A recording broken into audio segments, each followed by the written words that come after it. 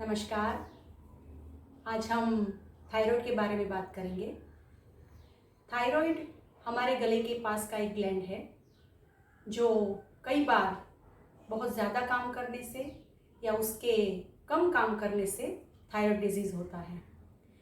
Thyroid disease emotion के साथ और मेटाबॉलिज्म के साथ भी कनेक्टेड है, जिसकी वजह से ये महिलाओं में ज़्यादा देखने को मिलता है। आज का जो वीडियो है मैंने उसको 3 भाग में डिवाइड किया है। सबसे पहले हम कुछ फेशियल एक्सरसाइज और प्राणायाम सीखेंगे। सेकंड पार्ट में कुछ योगाभ्यास करेंगे और जो थर्ड पार्ट है उसमें मैं कुछ डाइट टिप्स दूंगी जो आपको थायराइड क्योर करने में हेल्प करेगा। तो सबसे पहले कौन कौन सी ऐसी फेशियल एक्सरसाइज है जिसको करने से थायराइड ग्लैंड को एक्टिव कर सकते हैं। आप पद्मासन, सुखासन, जैसे भी कोई भी कंफर्टेबल पोस्चर है उसमें आप बैठ सकते हैं। आपका जो फेस है, चेहरा है, उसको ऊपर की ओर ले जाना है। मुंह को खोलना है और बंद करना है, खोलना है, बंद करना है। 5 बार करेंगे।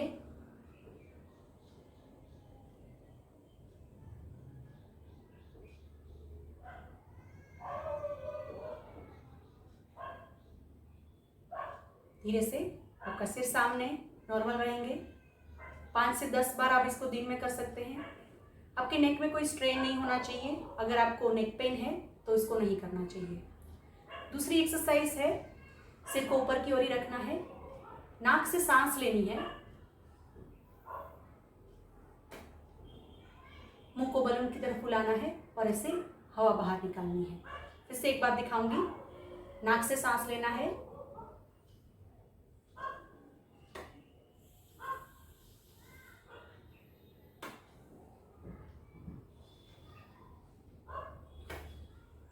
ये सेकंड फेशियल एक्सरसाइज थी।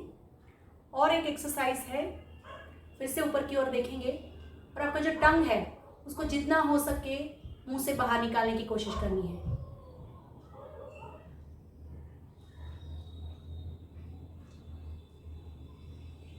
धीरे से सामने। ये 3 ऐसी एक्सरसाइज है जो हम कर सकते हैं जिससे आपका थायराइड ग्लैंड अपने आप एक्टिव हो जाएगा।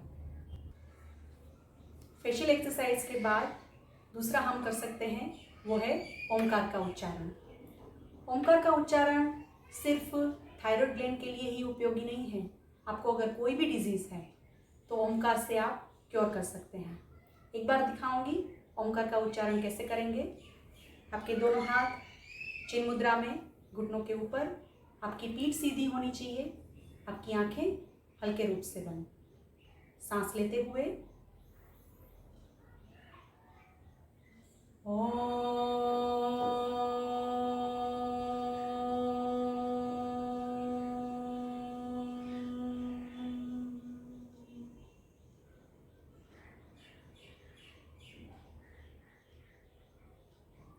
ओमकार को आप 3 बार, 5 बार, 7 बार, 11 बार, 21 बार आपके कंफर्ट जोन में धीरे धीरे उसको बढ़ा सकते हैं। अब हम प्राणायाम के बारे में बात करेंगे। वो कौन सा प्राणायाम है जो थायराइड के लिए सबसे अच्छा है। उसका नाम है उज्जयी प्राणायाम। उज्जयी प्राणायाम पहले कैसे करना है वो सिखाऊंगी, फिर एक्चुअली मैं आपको करके दिखाऊंगी। शुरुआत में आप ऐसे कर सकते हैं, आपका जो मुंह है उसको खोलें,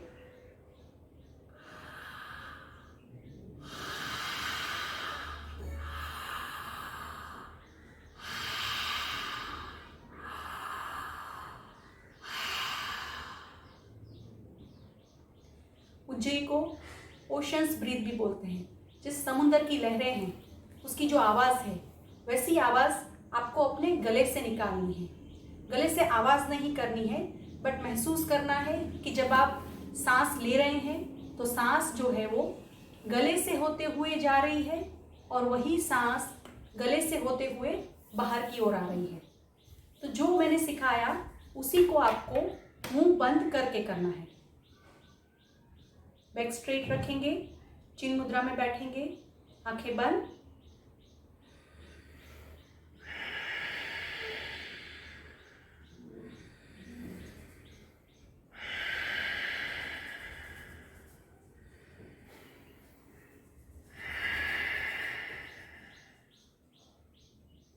अगर फिर भी आपको पता नहीं चल रहा है कि इसको कैसे करना है, तो वही चीज़ सिर को ऊपर की ओर ले जाएं, नाक से सांस लें और नाक से ही छोड़ें।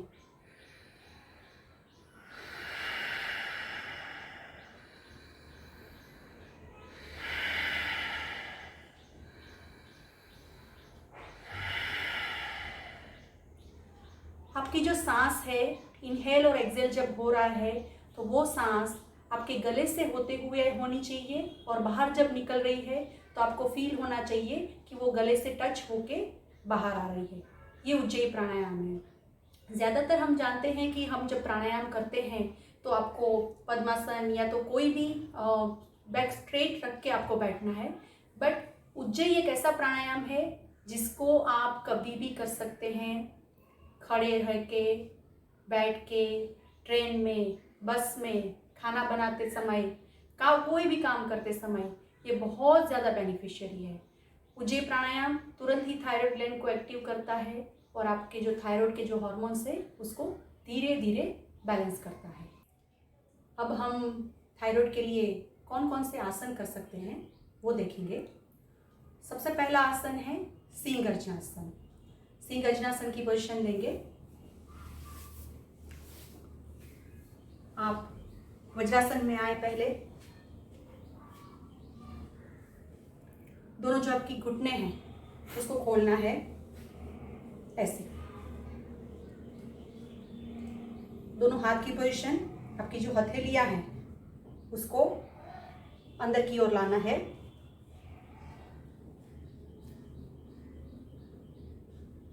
सामने की ओर देखते हुए अब ये सोचना है, आपने कई बार देखा होगा कि जो सिंह है वो किस पोजीशन में गर्जना करता है। चेहरा ऊपर की ओर, आपका ध्यान भ्रूमध्य आज्ञा चक्र पे। ये सिंहासन है। कुछ क्षण के लिए आप ये पोजीशन बना के रखें। नॉर्मल ब्रीदिंग करें, इनहेल करें, एक्सेल करें, अपने आप को रेडी करें। जब आपको लगे कि आप तैयार हैं, अपने जो ध्यान है उसको इसी जगह पे रखना है। सांस लेनी है, सांस छोड़ते हुए, गर्जना करते हुए जितना हो सके टंग को बाहर की ओर ले आना है। फिर से करेंगे। सांस लेनी है,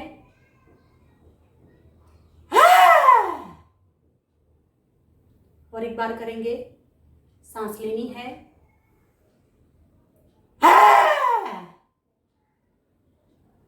मुंह बंद, आंखें बंद, कुछ क्षण इसी पोजीशन में रहें।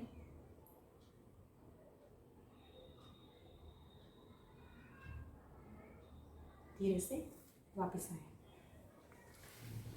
ये सिंह गर्जनासन था। इसको आप कई बार कर सकते हैं। थक जाएं तो जैसे 5 राउंड किया, थोड़ा सा इनहेल एक्सेल किया, फिर 5 राउंड करें तो काफ़ी फायदा होगा। सिंह गर्जनासन सिर्फ थायराइड ग्लैंड के लिए अच्छा है ऐसा नहीं है। काफ़ी लोगों को स्टैमरिंग का प्रॉब्लम होता है, हकलाते हैं थोड़ा सा बोलने के टाइम पे। इसके लिए ये बहुत अच्छा आसन है। इसको करने से आप उसमें बहुत ज़्यादा फायदा पा सकते हैं। सिंह गर्जनासन के बाद हम करेंगे सेतुबंधासन, कंधरासन। पहले ये जानना ज़रूरी है कि सेतुबंधासन, कंधरासन किसको नहीं करना है। तो जिनको एब्डोमिनल अल्सर है या तो फिर हर्निया है, उसको ये आसन नहीं करना है। जो प्रेग्नेंट हैं उनको भी ये आसन डॉक्टर के गाइडेंस से करना है। पहले सेतुबंधासन की पोजीशन लेंगे। पीठ के बल आपको लेट जाना है। स्टार्टिंग पोजीशन में दोनों हथेलियां जमीन पे, आपके दोनों पैर एक साथ, दोनों नीज को बैंड करेंगे घुटने से।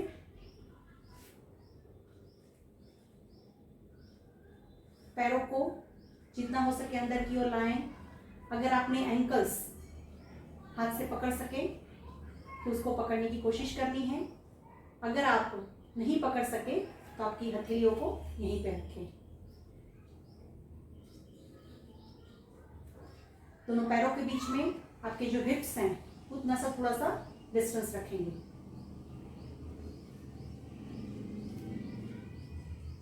सांस लेते हुए आपकी चेस्ट, ट्रंक और सिर उसको उठाना है और आपका जो चिन है उसको चेस्ट को टच करने की कोशिश करनी है। आपके थाइस को टाइट रखना है, कोर को होल्ड करना है। आपका जो नोज पॉइंट है नासाग्र उसके ऊपर ध्यान दें। जितना हो सके उतना इसी पोजीशन में रहें, होल्ड करें। नॉर्मल ब्रीदिंग को रोकना नहीं है। सांस छोड़ते हुए धीरे से नीचे। अगर हाथ एंकल तक नहीं पकड़ पा रहे हैं, थोड़ा सा गैप बढ़ाएं।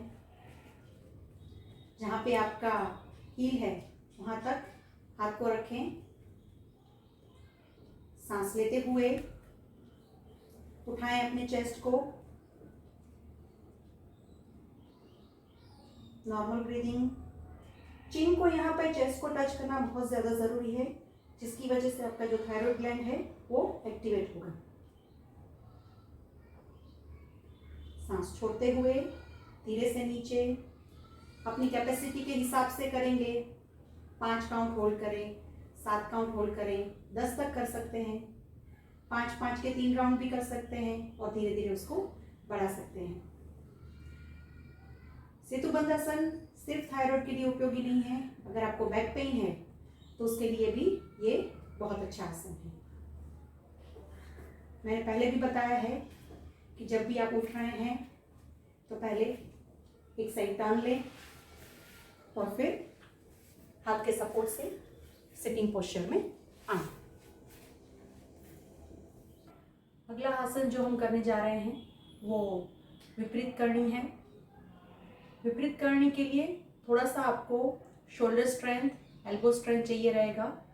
तो ये अगर आप ज़्यादातर योगाभ्यास करते हैं तो उसके बाद इसको करें।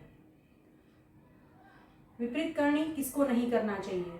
जिनको हार्ट डिजीज़ है, सर्वाइकल स्पॉन्डिलाइटिस है, स्लिप डिस्क है और मेंस्ट्रुअल साइकिल में है, उनको ये उस समय पे नहीं करना चाहिए। विपरीत करने के लिए कैसे करना है देखते हैं। पीठ के बल लेटना है। दोनों हथेलियां जमीन के ऊपर। गहरी लंबी सांस लें, छोड़ें। सांस लेते हुए दोनों पैरों को 90 डिग्री तक उठाना है। सांस छोड़ते हुए और ऊपर की ओर ले जाना है। हिप्स का सपोर्ट लेना है। हाथों से यहाँ पे पकड़ना है। धीरे धीरे पैरों को सीधा करना है।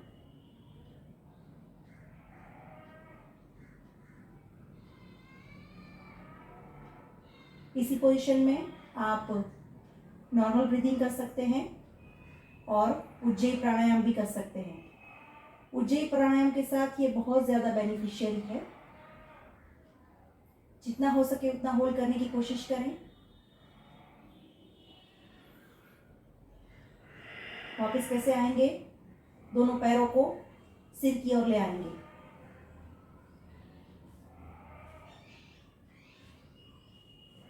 धीरे से आपके हिप्स नीचे की ओर, दोनों हथेलियां जमीन पे। सांस छोड़ते हुए धीरे धीरे आपके पैर नीचे। ये आसन करने के बाद थोड़ा सा शवासन में रिलैक्स करें। आपकी जो हार्ट बीट है उसमें जो चेंज आया है उसको नॉर्मल करने की कोशिश करें। डीप इनहेल करें, डीप एक्सहेल करें।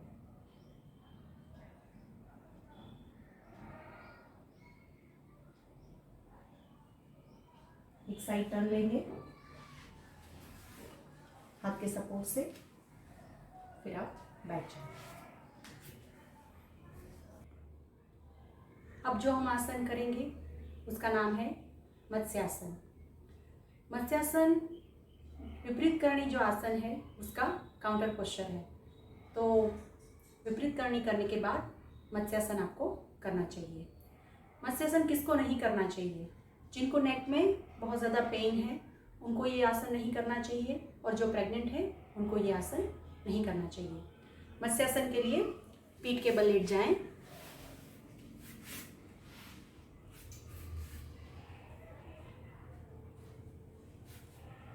आपके जो दोनों हाथ हैं, हथेलियां हैं, जमीन पे रखना है। आपके जो हिप्स हैं उसके नीचे उसको ले जानी है। हाथों की जो उंगलियां हैं उसको अच्छे से स्प्रेड करके फिर जमीन के नीचे रखना है, जिससे इक्वली वेट जो है वो हाथ के ऊपर आए। आपके पैर एक साथ, टोस पॉइंटेड, ऐसे खींचे हुए। एक बार नॉर्मल ब्रीथिंग करेंगे, सांस लेंगे, सांस छोड़ेंगे। नेक्स्ट ब्रीथ पे सांस लेते हुए नेक को उठाना है। आपकी दोनों कोहनी है उसका सपोर्ट लेना है, एल्बोज का, और पीछे की ओर ले जाने की कोशिश करनी है। यहाँ पे नेक पे कोई स्ट्रेन नहीं है, कोई तनाव नहीं है। अगर ये करने से आपके नेक में पेन है तो ये आसन नहीं करें। मेरा जो पूरा वजन है वो मेरी कोहनी के ऊपर है। आंखें बंद, नॉर्मल ब्रीदिंग। यहाँ पे आप उज्जयी प्राणायाम भी कर सकते हैं।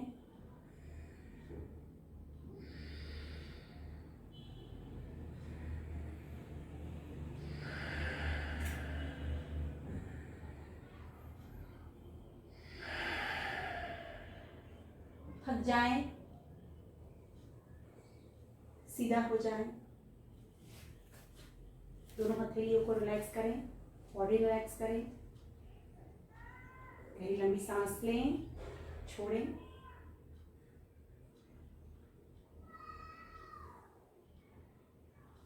एक साइड टर्न करेंगे और सिटिंग पोस्चर में आएंगे। ये मत्स्यासन है। योगासन को पूर्ण करने के बाद शवासन करना बहुत ज़्यादा ज़रूरी है। शवासन कैसे करना है उसके लिए आप मेरा शवासन का जो वीडियो है उसको देख सकते हैं। अब हम रेमेडीज़ की बात करेंगे। थायराइड में ऐसा क्या डाइट खाना चाहिए कि जिसकी वजह से हम और फ़ायदा उठा सकते हैं। सबसे पहला है, अभी गर्मियों का मौसम है, आम का सीज़न है। आम बहुत अच्छा डाइट है थायराइड के लिए, पर आम को कैसे खाना है वो जानना ज़रूरी है। आम को डायरेक्टली फ्रिज में से निकाल के नहीं खाना चाहिए। उसको आधे से पौने घंटे तक पानी में भिगो के रखें और उसके बाद डायरेक्टली आप आम को खा सकते हैं। अगर आप आम का रस बना रहे हैं तो प्लीज़ उसमें शुगर ऐड नहीं करें, जिससे जो नॉर्मल रस बनता है उसको खाएं। दूसरी रेमेडी थायराइड के लिए है केला, बनाना, वो भी बहुत अच्छा है थायराइड के लिए। और तीसरा सबसे ज़्यादा इम्पॉर्टेंट है नारियल। नारियल पानी पिएं, नारियल की मलाई खाएं। ड्राई नारियल है उसके लड्डू बना के आप खा सकते हैं, और नारियल की चटनी बना के भी आप उसको खा सकते हैं। तो ये सारा जो डाइट है अगर आप अपने डेली लाइफ में उसको यूज़ करेंगे और उसके साथ प्राणायाम, योगाभ्यास करते जाएंगे तो डेफिनेटली आपका थायराइड क्योर हो जाएगा। ये एक मिथ है कि एक बार थायराइड होता है तो आपको दवा खानी पड़ती है। थायराइड 100% क्योरेबल है। नमस्कार।